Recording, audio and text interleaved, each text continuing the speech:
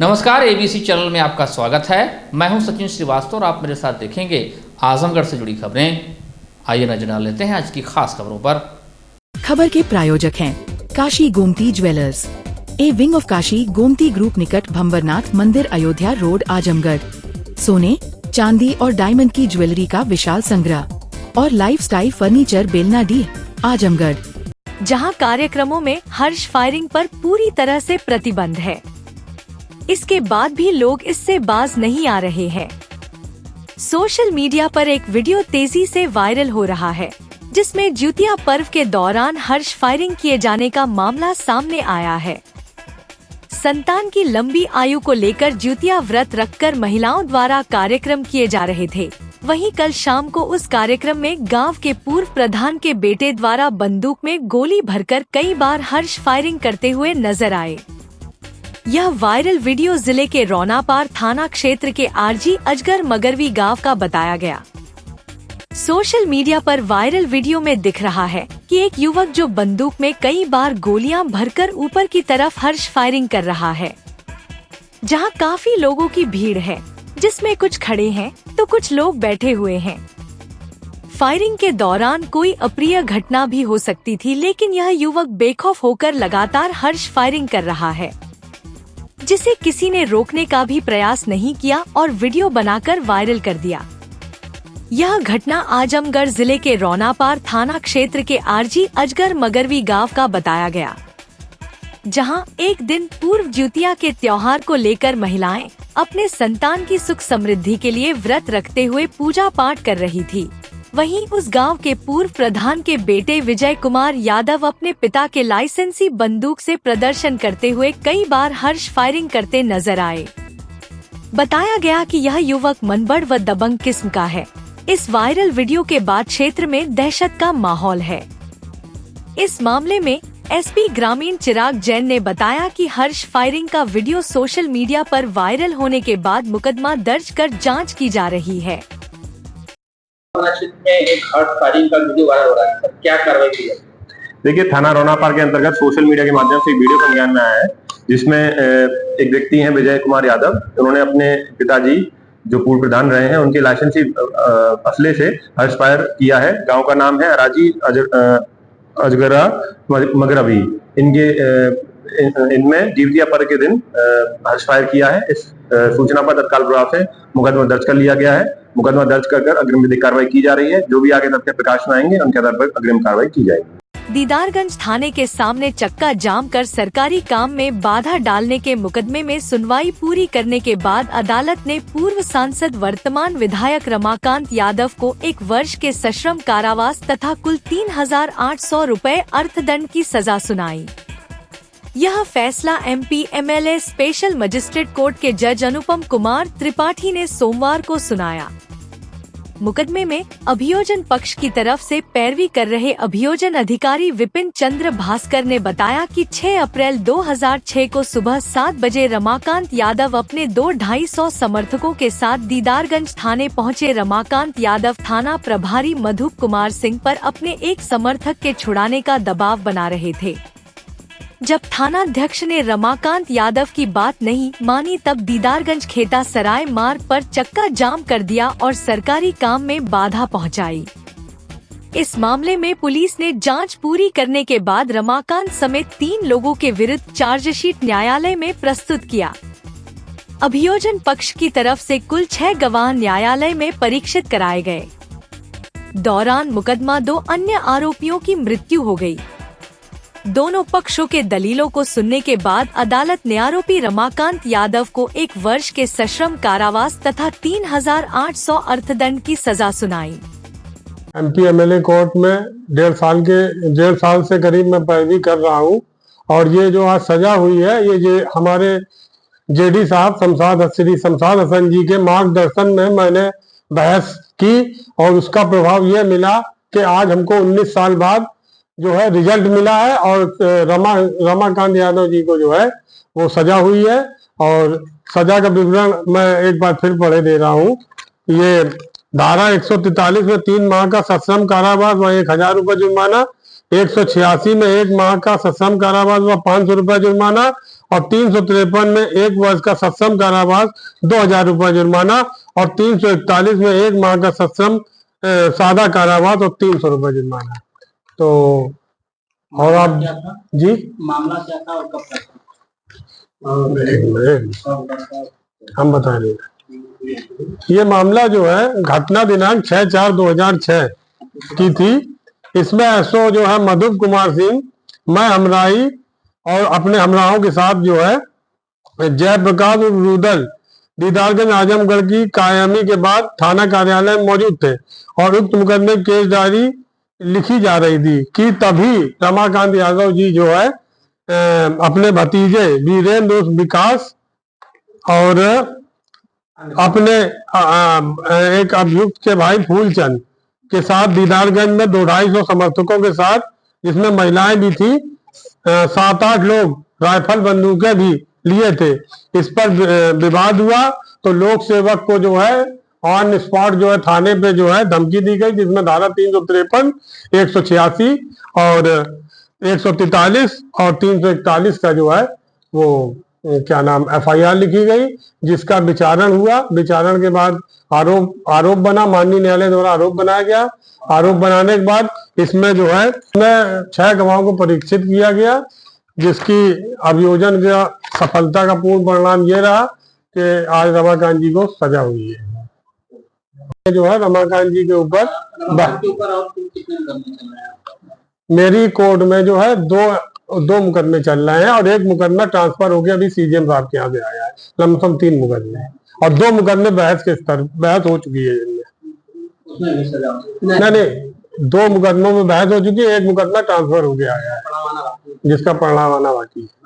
आज जो है MP MLA लोअर कोर्ट जो है MP MLA लोअर कोर्ट ने जो है आज वर्तमान जो विधायक हैं श्री रमाकांत यादव जी, उनको जो है अपराध संख्या 156 सन 2006 में 4 धाराओं में दंडित किया है। उन 4 धाराओं को जिन धाराओं में दंडित किया है उसका संक्षेप में प्रकरण इस प्रकार है। इसमें जो है तो दिनांक 6/4/2006 को जो है सुबह लगभग 7:30 बजे श्री रमाकांत यादव जी अपने समर्थकों के साथ संबंधित थाने में आए और थाने पे आने के बाद थाने को घेर लिए और उनके संग में जो है 4-5 व्यक्ति और भी थे जो हथियारबंद थे। उन लोगों ने इस बात का विरोध कर रहे थे कि इससे पहले पुलिस ने दफा 25 के अंतर्गत एक व्यक्ति को गिरफ्तार किया था, तो उनका विरोध यह था कि इसको आप छोड़ दे। इसी दौरान उन्होंने जो था तो हमारे जो सरकारी कर्मी थे, जो पुलिसकर्मी थे, SHO थे और जो थाने पे मौजूद पुलिसकर्मी थे, उनके कार्यों में बाधा डाली और उनको जो है भयभ्रांत करके उनके शासकीय कार्यों में बाधा डाली और इसके अलावा उन्होंने सड़क जाम कर दी और उन्होंने जो है एक विद्युत जमाव का गठन किया और उस जमाव का गठन होने के बाद भी वो उस विद्युत जमाव के सदस्य बने रहे। इस मामले में जो है आरोप पत्र दाखिल किया गया और आरोप पत्र दाखिल करने के बाद जो है इस मामले में विचारण जो है MP MLA लोअर कोर्ट में शुरू किया गया और विचारण के पूर्ण होने पर जो है इस मामले में जो अभियोजन अधिकारी थे श्री विपिन चंद्र भास्कर जी अभियोजन अधिकारी जो थे, उन्होंने बहुत ही प्रभावी बहस की और प्रभावी बहस के परिणाम स्वरूप जो है आज जो है उस अपराध संख्या 156/2006 में धारा 143 में श्री रमाकांत यादव को 3 माह का कारावास, सश्रम कारावास और 1000 रुपये जुर्माना, धारा 186 में 1 माह का सश्रम कारावास 500 रुपये जुर्माना, धारा 353 में 1 वर्ष का सश्रम कारावास 2000 रुपये जुर्माना और धारा 341 में 1 माह का साधारण कारावास और 300 रुपये के जुर्माने से दंडित किया। इस मामले में बहुत महत्वपूर्ण बात यह है कि जो MP MLA की कोर्ट में का जो अभियोजन किया गया वो बहुत ही सटीक ढंग से किया गया और हमारे अभियोजन अधिकारी श्री विपिन चंद्र भास्कर जी ने बहुत ही मेहनत की और बहुत ही प्रभावी बहस की। इस मामले में जो है लगभग मेरे विचार से इस मामले में 19 वर्ष के बाद इस मामले में सजा हुई है और श्री रमाकांत यादव जी इस मामले में, इसलिए हम रमाकांत यादव जी पहले से ही जो है जेल में है किसी अन्य मामले में, उनको सजा सुनाने के बाद जो है सजायाबी वारंट उनके लिए बनाया गया है। अखिल भारतीय राष्ट्रीय शैक्षिक महासंघ के आह्वान पर 15 सितंबर को पूरे देश में एक साथ धरना प्रदर्शन आयोजित किया गया। जनपद आजमगढ़ में भी हजारों शिक्षकों ने कुंवर सिंह उद्यान से नारेबाजी करते हुए जिलाधिकारी कार्यालय तक मार्च निकाला और ज्ञापन सौंपा। शिक्षकों का कहना था कि सुप्रीम कोर्ट के निर्णय के विपरीत न्यायमूर्ति राजेश सिंह की ओर से दिया गया आदेश 37-38 वर्षों से सेवा दे रहे शिक्षकों की उपेक्षा करता है और उनकी नियुक्ति को समाप्त करने जैसा है। जिला उपाध्यक्ष अमित राय ने कहा कि नियुक्ति के समय न्यूनतम योग्यता पूर्ण करने वाले शिक्षकों को अब दोषी ठहराना अन्याय है। वहीं महामंत्री अमित मिश्रा ने कहा कि यह आदेश कानून की मूल भावना के विपरीत है और सरकार को इसे तत्काल वापस लेना चाहिए, अन्यथा आंदोलन तेज किया जाएगा। कार्यक्रम में उपाध्यक्ष अरविंद सिंह, मीडिया प्रभारी नरेश राय, राम सिंहारी यादव, अभिषेक सिंह, सुजीत सिंह समेत सभी ब्लॉकों के शिक्षक बड़ी संख्या में मौजूद रहे। आज हम सभी शिक्षक भाई यहाँ पे जो एक काला कानून टीईटी लग गया है 2011 के पहले के लोगों के ऊपर, उसके विरोध में प्रधानमंत्री जी को एक ज्ञापन जिलाधिकारी के माध्यम से देने जा रहे हैं। क्या मांगे हैं? हमारी मांग है कि 2011 के पीछे के जितने शिक्षक नियुक्त हैं उनको इससे मुक्त किया जाए। अगर मांगे पूरी नहीं होंगी तो अगला हम लोग व्यापक धरना प्रदर्शन करेंगे। देखिए, ऐसा है कि देश के संविधान में है, देश के कानून में है कि कोई भी नियम, कोई भी कायदा, कोई भी संविधान संशोधन जिस डेट में पारित होता है उसके पहले के समय में वह जो है लागू नहीं होता। कोई भी कानून भूतलक्षी नहीं होता। जिस डेट में कानून पारित होता है उस डेट से लेके उसके आगे तक की डेट में होता है, ऐसा हमारा मानना है, ऐसा हमारा जानना है और ऐसा सभी लोग जानते हैं। इस कानून के बारे में यह बातें सामने आ रही हैं कि 2011 के पहले जब राइट टू एजुकेशन एक्ट लागू हुआ शिक्षा विभाग में, तो हमारे यहाँ न यह परीक्षा प्रणाली थी, न टेट था, और जो भी निर्धारित न्यूनतम अधिगम स्तर की बात थी, जो भी न्यूनतम अर्हता थी, उसको हमारे अध्यापक प्राप्त करने के बाद नियुक्ति पाए। ऐसा कोई अध्यापक नहीं है जो अपनी अर्हता के बगैर ही नियुक्ति पाया। 11 के बाद जितने शिक्षक नियुक्ति पाए वो टेट क्वालिफाइड है। तो मुझे लगता था कि यह लगता है, आज भी सबको लगता है कि यह कोई विषय नहीं है कि टेट लागू हो या ना लागू हो। हम कहाँ कह रहे हैं टेट लागू नहीं हो। हमारे ऐसे तमाम शिक्षक हैं जो 2011 के पहले के नियुक्त हैं। मेरी खुद की सेवा 2003 की है, 23 साल मेरी सेवा हो चुकी है। ऐसे शिक्षक हैं जो 99 के पहले के हैं। ऐसे भी शिक्षक हैं जो 96, 93, 92 के हैं, जिनका रिटायरमेंट आने वाला है। पहले प्राथमिक अध्यापकों के लिए इंटर पास अर्हता थी, फिर ग्रेजुएट की हुई, फिर इसके बाद जो है टेट, सुपर टेट लागू होने लगा। अब जो अध्यापक इंटर पास है उससे कहिए कि चलिए आप ग्रेजुएट करिए, फिर उससे कहिए आप जो टेट करिए, फिर सुपर टेट करिए। तो यह बिल्कुल अव्यवहारिक है। सेवारत प्रशिक्षण होता है, सेवारत तमाम ट्रेनिंग होती है, उसके तमाम टेस्ट होते हैं जिसको हमारे अध्यापक समय समय करते हैं, पास करते हैं। तो ऐसा कोई वितंडा खड़ा करने का मामला नहीं था। यह एक वितंडा खड़ा किया गया। यह केस तमिलनाडु सरकार और वहां के कुछ लोगों के बीच था, सुप्रीम कोर्ट तक गया। सुप्रीम कोर्ट के न्यायाधीश के मन में क्या आया, उन्होंने कहा नहीं नहीं, यह तो सभी शिक्षकों के लिए होना चाहिए, क्यों पदोन्नति का मामला नहीं। मामला पदोन्नति का, लेकिन जज साहब के मन में जो भी बात आई हो और बिना सभी शिक्षकों के पक्ष को सुने, सेवारत जो शिक्षक हैं 11 के पहले, उनके पक्ष को बगैर सुने, उनकी बातों को जाने, यह पूरे देश के ऊपर यह कानून लागू किया गया, जिससे लगभग 30 लाख शिक्षक पूरे देश भर के प्रभावित हो रहे हैं। अब इसमें यह बात है कि 2 साल के अंदर आप टेट नहीं क्वालिफाई कर लेंगे तो या तो कंपल्सरी रिटायरमेंट दे दिया जाएगा या फिर उनकी सेवा समाप्त कर दी जाएगी। आजमगढ़ जिला मुख्यालय के नरौली स्थित बाट माप कार्यालय पर सोमवार को बाट माप कर्मी वेलफेयर एसोसिएशन के बैनर तले पिछले 1 सितंबर से चल रहे धरना को धार देते हुए प्रदेश अध्यक्ष ने सरकार को चेतावनी देते कहा कि अगर सरकार हमारी 13 सूत्रीय मांगों को नहीं मानती है तो हम लोग एक बड़ा आंदोलन करने के लिए बाध्य होंगे। आगे उन्होंने कहा, मरम्मतकर्ताओं और डीलरों को ऑनलाइन सत्यापन एवं मुद्रांकन प्रक्रिया में आ रही दिक्कतों को लेकर 13 सूत्रीय मांगों का ज्ञापन मुख्यमंत्री को संबोधित करते हुए विधिक मापदंड अधिकारी को सौंपा। धरने में शामिल प्रदेश अध्यक्ष सुनील उपाध्याय ने कहा कि सरकार ने सत्यापन और मुद्रांकन की प्रक्रिया को पूरी तरह ऑनलाइन कर दिया है और ऑफलाइन व्यवस्था बंद कर दी गई है। इससे बुजुर्ग और कम पढ़े लिखे लाइसेंसधारियों को गंभीर परेशानी का सामना करना पड़ रहा है।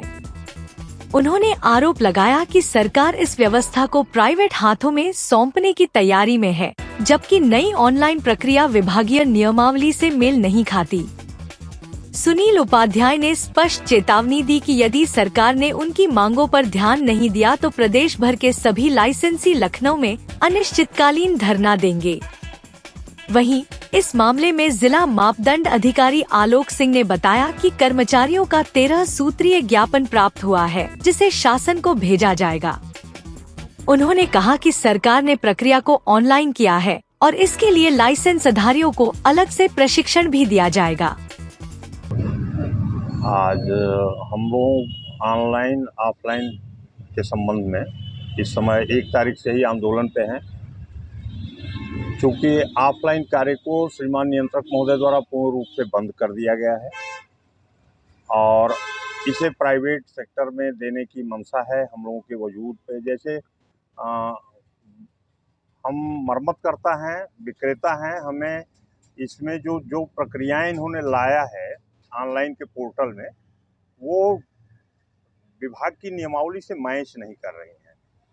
अगर ये विभाग की नियमावली से मैच करें और हमें जो हमारे बुजुर्ग लाइसेंसी हैं, जो कम पढ़े लिखे लाइसेंसी हैं, उनके लिए ऑफलाइन की व्यवस्था दे दें, यही हमारी मांग है।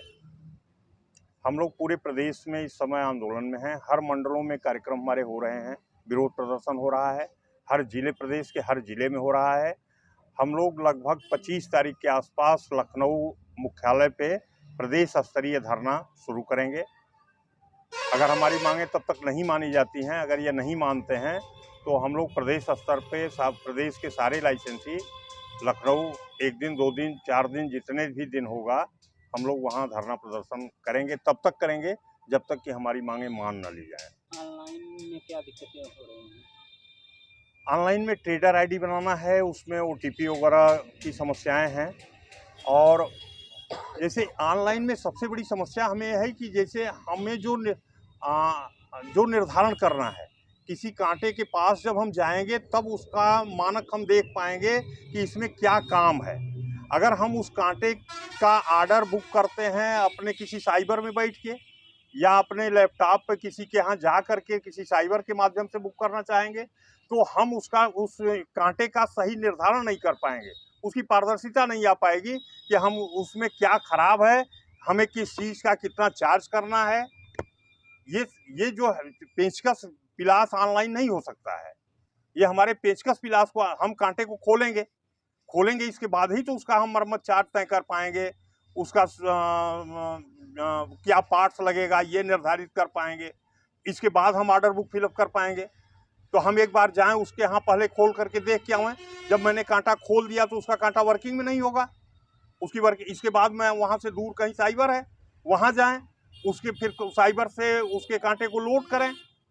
इस तरह की तमाम कठिनाइयाँ हैं सर, 1-2 कठिनाइयाँ नहीं हैं। अगर एक चीज़ मैं बताऊँ आपको कि अगर कठिनाइयाँ न होती तो हम लोग हैंड टू माउथ व्यक्ति हैं, डेली कमाते हैं, डेली खाने वाले व्यक्ति हैं। अगर मेरा हाथ रुक जाए तो मेरा मुंह रुक जाएगा। हम आज 15 दिन से इस पीड़ा में हैं। अपनी व्यथा को हम कैसे किस प्रकार कहें कि हमारे लाइसेंसियों पर क्या व्यथा गुजर रही है।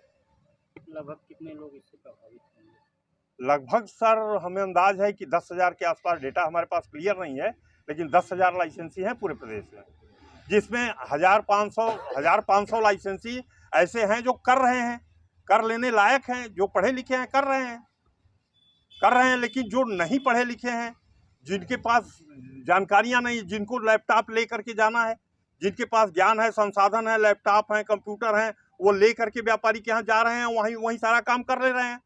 हमारे पास समस्या है कि हमें साइबर से कराना है, हम कांटे को खोलेंगे तब उसकी स्थितियों को जानेंगे, कैसे करा पाएंगे हम।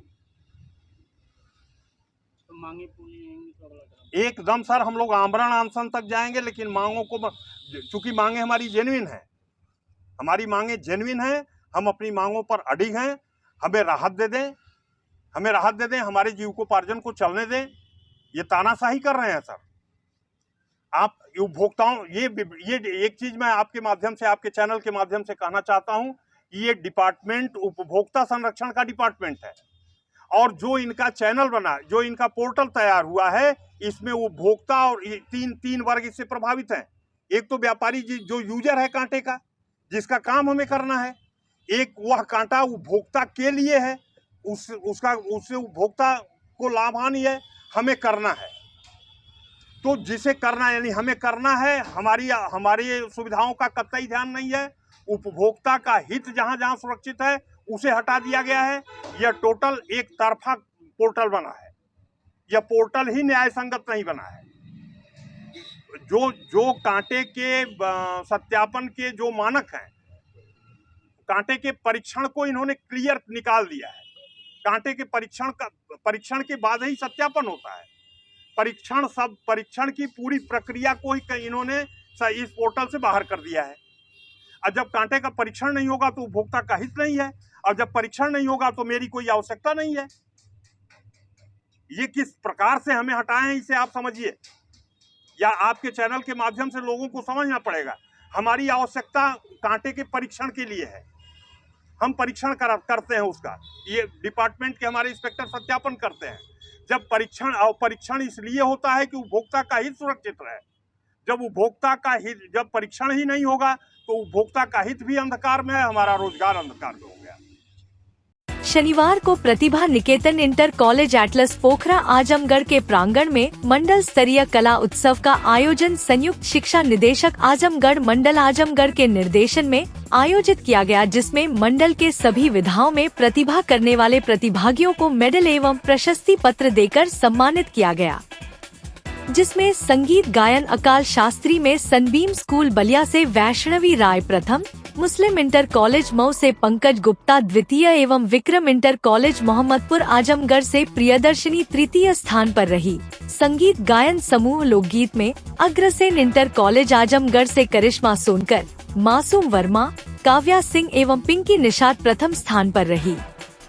संगीत वादन एकल स्वर वाद्य शास्त्रीय में सनबीम स्कूल बलिया से देवेश प्रथम, town inter college Mohammadabad Mau से आशीष राजभर द्वितीय एवं राज की बालिका इंटर कॉलेज आजमगढ़ से शगुन सोनी तृतीय स्थान पर रही।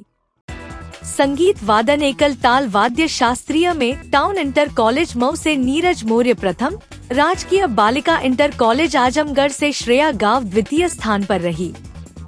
संगीत वादन समूह में सनबीम स्कूल बलिया से शाश्वत झा एवं पृथ्वी राम प्रथम, टाउन इंटर कॉलेज मऊ से हेमंत कुमार हिमांशु कुमार प्रजापति द्वितीय स्थान पर एवं इसी स्कूल से निर्भय गौतम तृतीय स्थान पर रहे।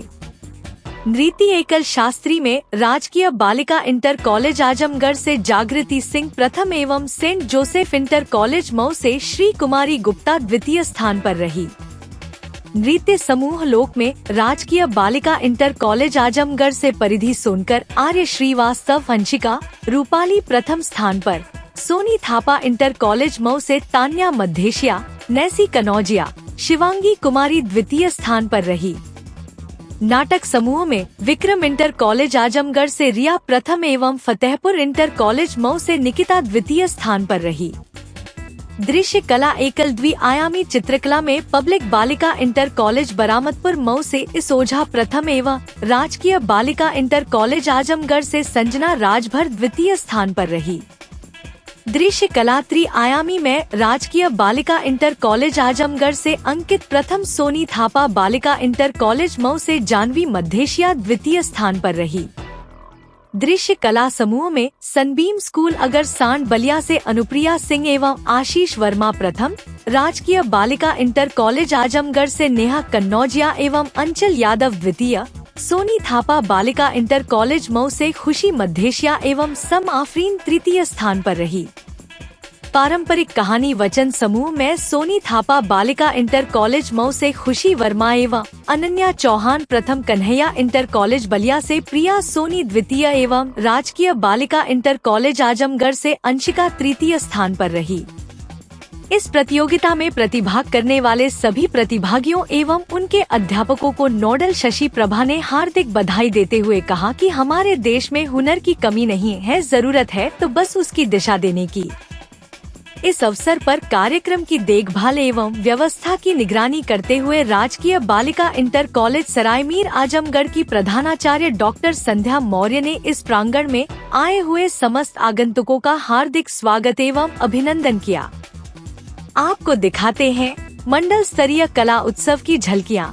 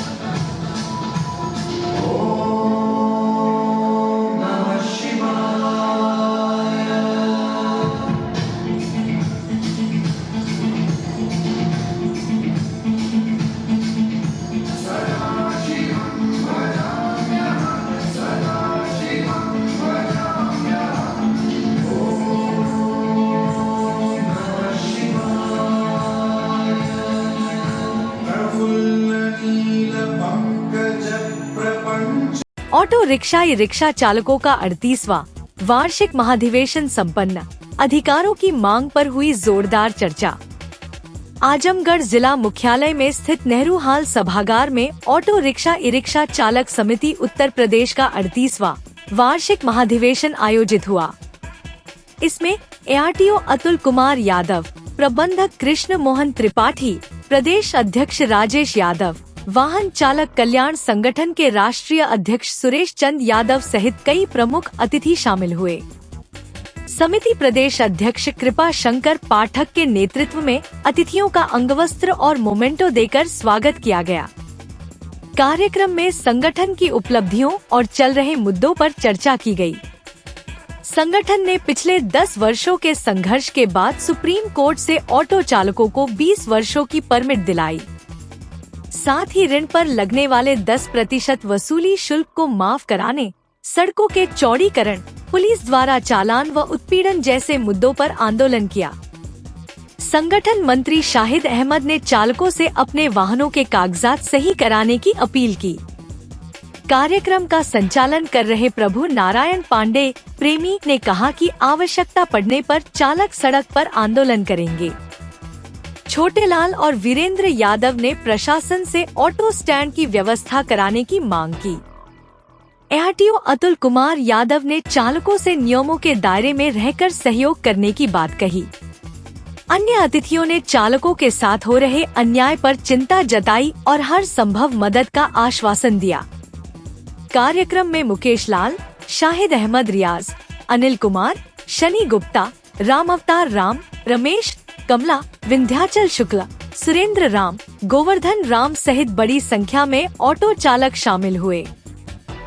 देखिए, आज ऑटो यूनियन का 38वां वार्षिक अधिवेशन था, जिसके कार्यक्रम हमको बुलाया गया था। तो ये अवसर था चालकों से रूबरू होने का, और हम यहाँ पे आए हैं और चालकों से हमने यही अनुरोध किया है कि एक जो हेल्थ कार्ड मैं उनको दे रहा हूँ, अपना स्वास्थ्य परीक्षण करा लें, आँख, कान और BP शुगर की जांच कराएं, जिससे कि जो है जो भी सवारी बैठे वो सुरक्षित अपने घर तक पहुँच सके। और दूसरा कि गाड़ी के जो उनके पेपर हैं, ज्यादातर पेपर ठीक है, लेकिन जिनके नहीं ठीक है अपना पेपर ठीक करा लें और उसके बाद ही गाड़ी चलाएं। जहाँ तक स्टैंड की बात है, हम लोगों ने नगर पालिका से अनुरोध किया हुआ है कि इसको स्टैंड के लिए जगह दिया जाए, जिससे कि उनका संचालन जो है ऐसा हो कि जिससे किसी को जाम की समस्या का सामना न करना पड़े। 10 साल पहले का कट गया है, उसके बाद भी उसके यहाँ नोटिस जा रहा है। और एक समस्या और है, जिनकी गाड़ियाँ घर पे है उनका चालान कट जा रहा है। CCTV फुटेज के साथ ये प्रूफ है, इसके बाद भी चालान कट। इसके लिए सर क्या होगा? देखिए, जिसकी गाड़ी 10 साल पहले कट गई थी और उनके यहाँ टैक्स का नोटिस गया है, तो हमारे डेटा में नियम है कि आप चेसिस को आप एक रजिस्टर्ड कबाड़ी के यहाँ जब भी देते हैं तो वो चेसिस काट के देता है। तो हमारे यहाँ आप पंजीकरण निरस्त करने के लिए एप्लीकेशन देते हैं। तो ज्यादातर जो है हमारे वहाँ स्वामी इस चीज के मतलब अवेयर नहीं थे, तो उनको इस चीज के बारे में पता नहीं चला। तो जिसकी भी कोई समस्या है वो हमारे ऑफिस में आए और इंडिविजुअली उसको विशेष तौर से देख के उनकी समस्या का निराकरण किया जाएगा। तो फिर वहाँ पे सुनने में आया कि कुछ दलाल है। नहीं, ये सब आप हमसे मिलिए ना, ऐसे तो कुछ भी कहना कोई। क्या इस तरीके की नोटिस आ रही है? जिसका भी नोटिस आ रही है, जिसको समस्या है, अपने समस्या के साथ हमारे ऑफिस में आए, हमसे मिले और उनका निराकरण किया जाएगा। सर, रिक्शा चालकों की एक सबसे बड़ी समस्या जो स्टैंड की है, स्टैंड के बाद जो उनके परमिट की व्यवस्था होती है, उनको लेकर के बड़े इशू है।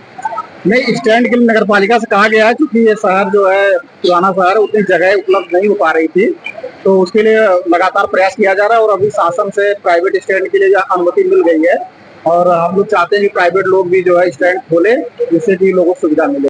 Kashi Gomti jewellers, A wing of Kashi Gomti group निकट भंबरनाथ मंदिर, अयोध्या रोड, आजमगढ़।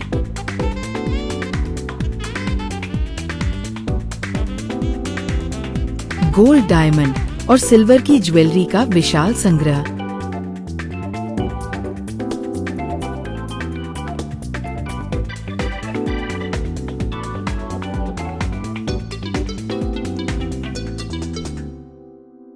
शादी के गहनों का संपूर्ण पैकेज मात्र 1,51,000 रुपए में। शुद्धता की 100% गारंटी। खूबसूरत लम्हों को बनाएं और यादगार। पहुँचे काशी गोमती ज्वेलर्स निकट भंवरनाथ मंदिर, Ayodhya road, Azamgarh. Lifestyle furniture, Belnadi, Azamgarh. सभी प्रकार के फर्नीचर एवं इलेक्ट्रॉनिक सामानों की भरपूर रेंज उपलब्ध। हमारे यहाँ EMI की सुविधा 0% ब्याज पर उपलब्ध। इलेक्ट्रॉनिक सामानों में LED TV, refrigerator, washing machine, air conditioner, air cooler, deep freezer, water cooler, mixer juicer, iron, fan, induction, battery, inverter, electric geyser, gas geyser, आटा चक्की इत्यादि। फर्नीचर के सामानों में बेड, गद्दा, सिंगारदान, अलमीरा, sofa, table, chair, rack, stool, संदीली, सीढ़ी, डाइनिंग टेबल, झूला आदि। शादी विवाह की हो तैयारी या ऑफिस और घर के लिए सामानों की करनी हो खरीदारी, पहुँचिए लाइफस्टाइल फर्नीचर, बेलनाडी, आजमगढ़।